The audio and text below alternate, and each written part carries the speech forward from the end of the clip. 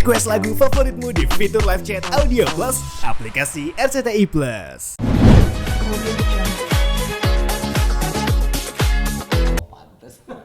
Ya harusnya ngikutin perkembangan untuk masih belum pulang. Baik ya, hari ini memang agendanya adalah pembacaan putusan, tetapi pembacaan putusan secara elektronik artinya pengadilan sesuai dengan aturannya adalah hanya mengupload di aplikasi EKOT gitu ya, artinya tidak persidangan secara langsung di ruang sidang ya. Oleh karena itu maka para pihak itu nanti bisa melihat putusannya di aplikasi sebagaimana yang alamat email mereka miliki gitu ya.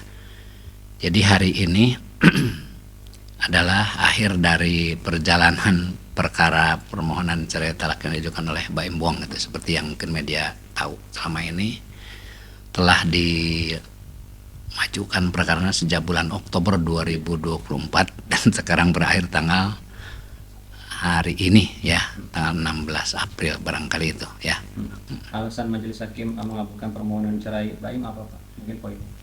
Baik ya, pada intinya adalah permohonan cerai talak dari Baim Wong adalah dikabulkan, di mana dalam permohonan itu juga digabungkan atau dikumulasikan dengan penetapan anak gitu ya, hak asuh anak.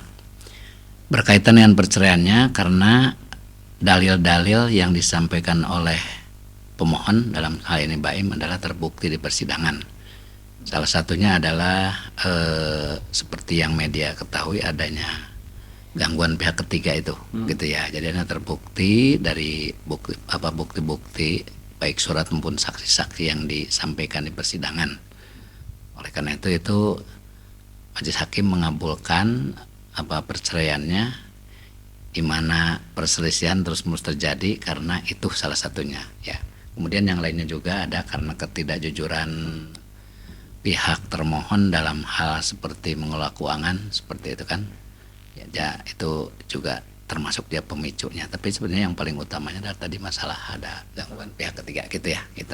Berarti terbukti Paula melakukan perselingkuhan seperti yang iya terindikasi itu, sehingga akhirnya karena dia dinyatakan terbukti dengan pihak ketiga yang kita tahu inisialnya NS itu, akhirnya gugatan balik dari pihak termohon tentang nafkah itu ditolak oleh pengadilan karena dia dinyatakan tidak punya hak lagi ketika dia terbukti dinyatakan sebagai istri yang nusyuz seperti itu ya.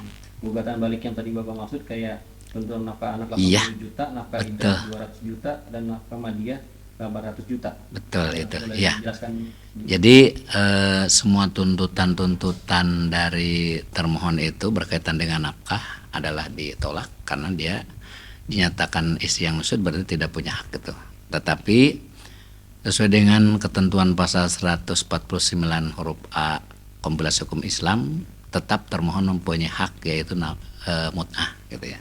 Pengadilan menetapkan mut'ahnya dari tuntutan yang dia minta 3 miliar dikabulkan 1 miliar gitu. Itu. Jadi intinya seperti itu ya.